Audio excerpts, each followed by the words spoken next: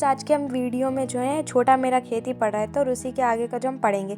इसके पहले वाली वीडियो में जो है हम पहली पंक्ति इसकी कवर कर चुके हैं। अब इसके आगे का हम देख लेते हैं। हमारा भी सेकंड वाला बचा है, हम इसे देखते हैं। यहाँ पे क्या लिखा है कि झूमने लगे फल रस अलौकिक, अमृत धाराएं फूटती, रोपाई क्षण की, कटाई अनंता की, लुटते रहने से जरा भी नहीं कम होती, रस का अक्षय पात्र सदा का, छोटा मेरा खेत चौगुना। तो ये पूरी पंक्ति है। अब हम इसको ज़रा समझ लेते कि इसमें क्या है। अगर इसको सिंपल वे में समझे तो क्या है, झूमने लगे फल, यानी जो खेत है वो जब उसमें पूरी फसल आ गई थी तो उसके जो फल हैं, यानी जो जैसे गेहूं का आपने देखा होगा फसल बन जाती तो वो कैसे हिलने लगते हैं भारी वजन के कारण, वैसे ही रस अलौकिक अमृत धाराएं फूटती। और उसमें क्या होता है, रस अलौकिक, यानी उसमें जो पौष्टिकता बहुत आ जाती है।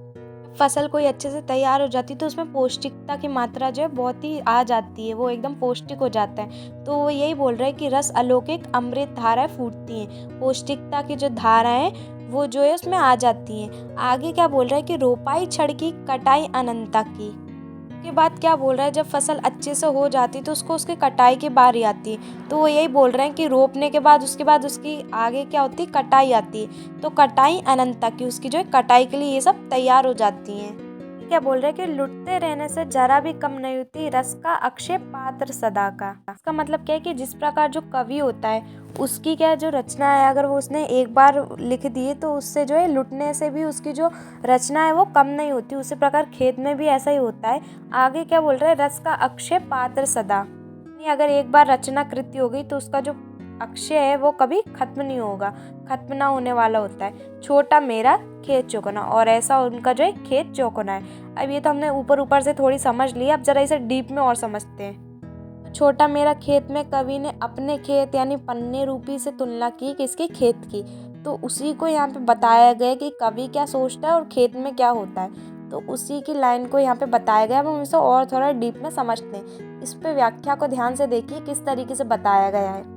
पेपर में व्याख्या करने को आती है तो आपको इसी तरीके से अच्छे से करना है, रटने जैसा कुछ नहीं। अगर आपने उस वर्ड को अच्छे से समझ लिया, उस शब्द को अच्छे से समझ लिया तो आप आराम से इसकी व्याख्या कर लेंगे।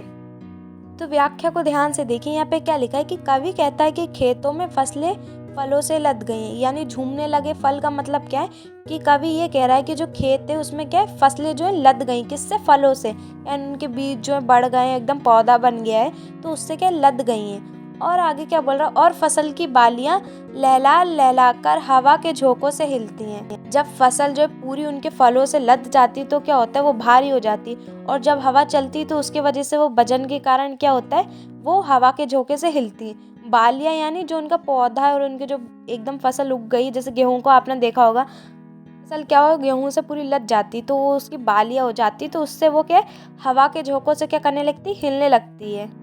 आगे क्या बोल रहा है, रस अलौकिक अमृत धाराएं फूटती।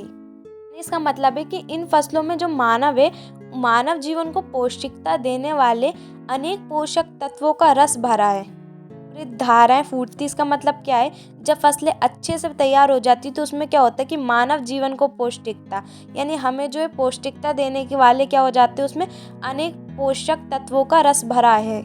जो भी फसल है उसमें जब वो पूरी पक जाती, पूरी बन जाती, तो उसमें क्या होता है, अनेक जो है पोषक तत्वों का रस भरा होता है जो हमें मिलता है, और जिससे जो है हमारी पौष्टिकता यानी हमें जो ताकत आती है। तो इसका मतलब यही है कि रस अलौकिक अमृत धारा फूटती, यानी जो फसलें उससे क्या होता है, मानव जीवन को पौष्टिकता देने वाले कौन से अनेक पोषक तत्वों से क्या है, रस भरा है। आगे क्या बोल रहा है कि वो रोपाई क्षण की, कटाई अनंता की, पूरा सब हो जाता है, उसकी रोपाई वगैरह हो जाती, तो रोपाई क्षण की, कटाई अनंता की। रोपाई में तो ज़्यादा वो नहीं लगता, लेकिन उसकी कटाई में जो है बहुत टाइम लगता है, यानी अनंत लगता है टाइम। बीज डालने के बाद फसलों को जो है बड़ा होने में बहुत टाइम लगता है।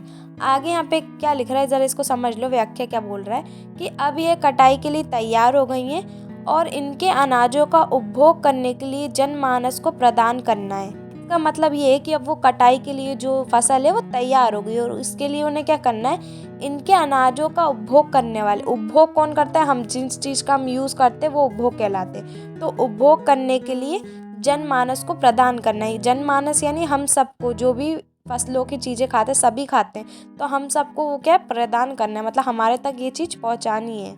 अब ये तो हो गया खेत का जो किसान के लिए होता है, लेकिन जो कवि है जो रचना करता है उसके लिए जो खेत की तुलना वो कर रहा था, कल्पना कर रहा था, उसका क्या मतलब है इस खेत से, तो उसे जान लेते हैं। पे क्या लिखा है कि वहीं कवि की कविता अनेक अलंकारिक एवं भाव व्यंजनों रसों से पुष्ट होकर तैयार हो गई है। मतलब क्या हो गया, जो कवि उसकी कविता में क्या होते हैं भाई, अलंकार होते हैं, रस होते हैं, छंद होते हैं, ये सब चीज़ें जो है कवि की कविता में होते हैं। तो वही चीज़ यहाँ पे लिखी है कि कवि की कविता में अनेक अलंकारिक एवं भाव व्यंजनाओं रसों से पुष्ट होकर तैयार हो गई है। भाव व्यंजना मतलब जितनी भी भावनाएं रहती हैं उन सब का मिला जुला है वो। तो ये सब चीज़ें जब किस में होती है, कविता में होती है। तो इनसे पुष्ट होकर तैयार हो गई, यानी इन सब से मिलकर जो है एक कविता जो है वो पुष्ट हो जाती है, यानी एकदम तैयार हो जाती है। आगे क्या लिखा है कि ये प्रकाशित होकर जनमानस को समर्पित किया जाना है, जिसे पठन पाठन कर लोगों को ऐसी अलौकिक रस की अनुभूति कराएगा। मतलब है कि ये जो कविता ये प्रकाशित होकर, ये सब चीज़ें क्या होती है, प्रकाशित यानी जनमानस यानी हम लोगों तक पहुंचाई जाती हैं, हमें समर्पित की जाती है। जितने भी कवि वगैरह लेखक, इनकी चीज़ें हमारे ऊपर समर्पित की जाती है, जिसे पठन पाठन कर यानी जिसे पढ़कर पढ़ाकर लोगों को ऐसी अलौकिक रस की अनुभूति कराएगा। ऐसी अलौकिक मतलब ऐसी आनंद की अनुभूति कराएगा जो मृत प्राय लोगों में अमृत की धारा प्रभावित कर जीवन देगा। मृत प्राय मतलब जो जिंदा है पर ऐसा लगे जैसे मर गए हो, मतलब बहुत खामोश गुमसुम रहना। तो उन लोगों के जो जीवन है उसमें क्या करेगा, अमृत धारा प्रभावित कर देगा। मोटिवेशनल चीज़ों की ज़रूरत पड़ती है, तो आप देखोगे जब कोई उदास हो जाता है तो कुछ ना कुछ पढ़ लेता है तो उसको क्या मोटिव मिलता है। तो उस तरीके की कविता जो कवि लिखते हैं तो उससे क्या है, जो मृतप्राय लोग हैं जिनको ऐसा लगता है कि वो मर गए हैं, जिंदा कुछ बोलते ही नहीं है, तो वो लोग क्या हो जाते हैं, जिंदा हो जाते हैं। यानी उन पर ये कैसा काम करती है, अमृत की धारा। जैसे अमृत से लोग अमर हो जाते हैं, उसी प्रकार ये मृतप्राय लोगों में जो है अमृत की धारा प्रभावित कर देगा। अर्थात लोगों के नीरस और आशाहीन जीवन को रसोदान कराकर जीवन के प्रति उत्साह और आशा की किरणें प्रदान करेगा। इसका मतलब क्या है, बहुत बड़ी बात कह दी उन्होंने, तो ये सुनना। लेखक हो चाहे कवि हो, बहुत जब लिखता है तो उसकी बात का इतना प्रभाव पड़ता है कि लोग क्या से क्या कर जाते हैं। आपने सुना होगा ऐसा बहुत। बोल रहे हैं कि अर्थात लोगों की नीरस और आशाहीन जीवन, यानी जो बहुत उदास हैं, जिनको आशा नहीं है कि अब जीवन में कुछ बचा नहीं है, तो उनके लिए है कि जीवन को रसस्वादन कराकर, यानी जीवन का जो है रसस्वादन करा के रस की अनुभूति कराकर जीवन के प्रति उत्साह और आशा की किरणें प्रदान करेगा। अब जीवन के प्रति जब ऐसी चीज़ें पढ़ लेगा तो उत्साह हो जाएगा और आशा से जो है भर जाएगा। एक कविता, एक लेखक, इन सब में जो है बहुत ताकत होती है। इसका जितना भी उपयोग किया जाए वो कभी समाप्त नहीं होगा, और इनका जितना भी उपयोग करोगे वो कभी समाप्त नहीं होगा, क्योंकि ये एक बार लिखी जाती है तो इनको समाप्त नहीं किया जा सकता। कविता एक बार लिख दी है तो जब प्रकाशित हो जाती है तो उसके बाद आपको मिलेंगे, जैसे आप कालिदास की उठा लो या किसी की भी उठा लो, अभी पुरानी जितनी भी आपको सब मिलेंगी, तो ये कभी समाप्त नहीं होती है एक बार लिखने के बाद। ये क्या बोल रहा है कि कवि का छोटा चौकोर खेत रस स्वादन का अक्षय पात्र है, यानी कवि का जो चौकोर खेत है वो रस स्वादन का अक्षय यानी कभी ना खत्म होने वाला पात्र, यानी जो कृति वो लिखते, जो कविता वो लिखते, वो ऐसे ही वो कभी खत्म होने वाली नहीं है।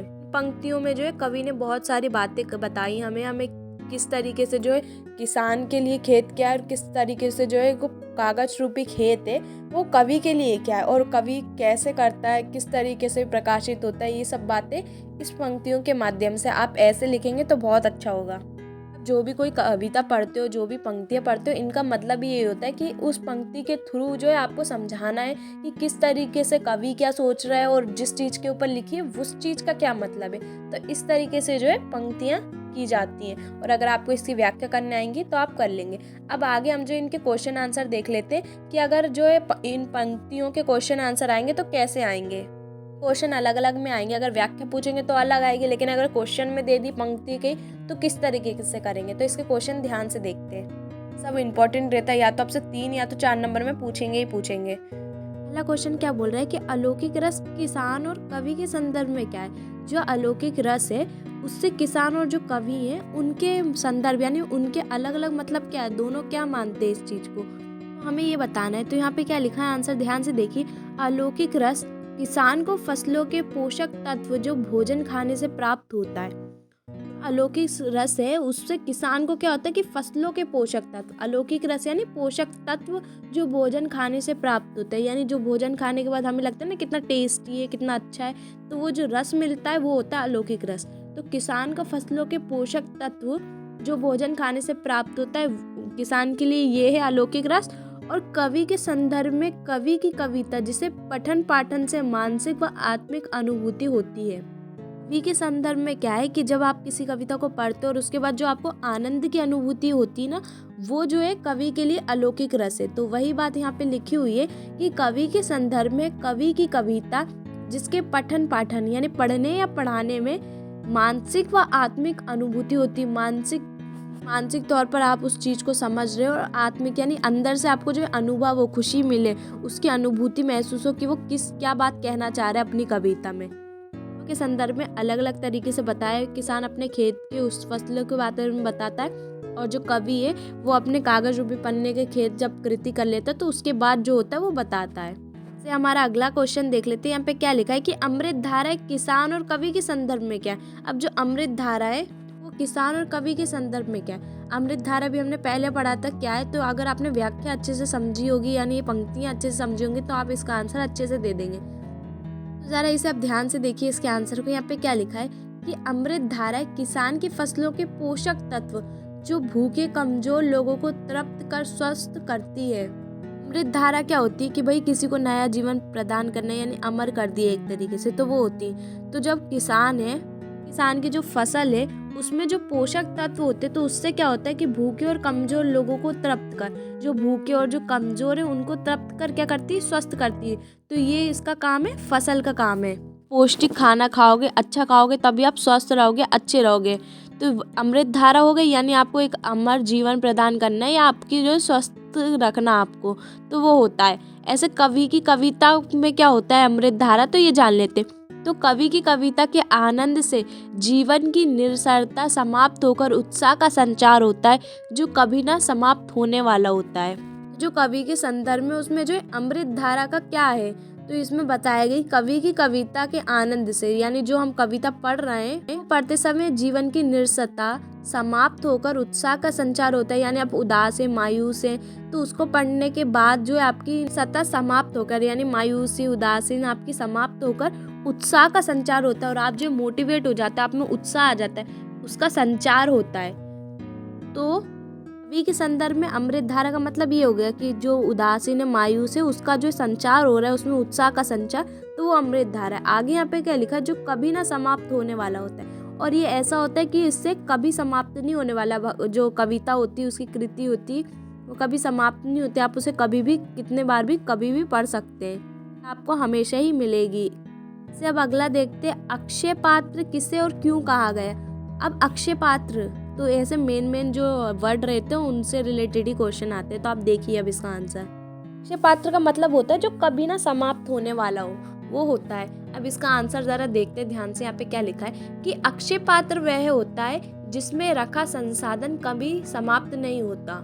मतलब यही होता है कि जो भी संसाधन है वो कभी समाप्त नहीं हो रहा। जैसे आपने कविता है तो कविता कभी समाप्त नहीं होगी। ये क्या लिखा है यहाँ, अक्षय पात्र कवि का खेत अर्थात कागज का चौकोर पन्ना है जिसमें कविता खत्म नहीं। अक्षय पात्र वो कवि का क्या है, खेत है।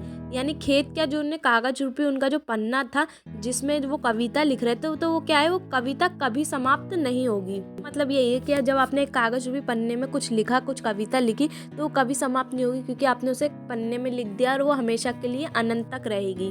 आप सूरदास की कितनी भी पुरानी निकाल लो, कोई तुलसीदास की निकाल लो, तो हमेशा वो रहेगी, आपको हमेशा मिलेगी। अगला क्वेश्चन क्या लिखा है कि कविता का शीर्षक एवं कवि का नाम। अब ये जो क्वेश्चन है, क्वेश्चन कॉमन ही रहता है। जब भी ऐसा कुछ आता है तो उसमें सबसे पहला क्वेश्चन कविता का शीर्षक या जो आपने पंक्ति या गद्यांश कहीं भी हो उसका शीर्षक सबसे पहले पूछते हैं। लेकिन अगर आपको ऐसे ये पद्यांश में करके आगे क्वेश्चन सहित, लेकिन इसमें नाम तो लिखा नहीं रहेगा छोटा मेरा खेत, लेकिन अगर आपने पंक्तियों को समझकर आपको पता है कि किस हमारे पार्ट से ली गई है तो आप लिख दोगे, तो कविता का शीर्षक ही क्या है, छोटा मेरा खेत। क्यों? क्योंकि ये छोटा मेरा खेत से ही ली गई है। कवि ने जो है पूरी पंक्ति में जिस चीज़ के बारे में बताया वो क्या है, वो छोटा मेरा खेत है। तो जिस भी चीज़ के बारे में पंक्ति हो, गद्यांश हो, किसी में भी हो, जिस चीज़ के बारे में बताते वही उसका शीर्षक होता है। अब कवि का नाम भी पूछना है। अब आपको ये तो पता है छोटा मेरा खेत की, लेकिन ये भी पूछे कवि का नाम क्या है। तो ये किस कवि ने लिखी है? तो उमाशंकर जोशी ने लिखी है। ये बोलते कि कवि का नाम, उनका पाठ और उनके जो पंक्तियाँ वो कहाँ से ली गई, ये सब याद होना चाहिए। अगर ये 1 नंबर में आता तो आपके आधा नंबर ऐसे कट जाता। इसी के साथ हमने आज की ये वीडियो में जो है सेकंड वाला भी पूरा कंप्लीट कर लिया है। किसी भी तरीके से आ जाए अब आप कर लोगे। अब इसके साथ हम जो है इसकी नेक्स्ट वीडियो बनाएंगे। मिलते हैं नेक्स्ट वीडियो में। Thanks for watching.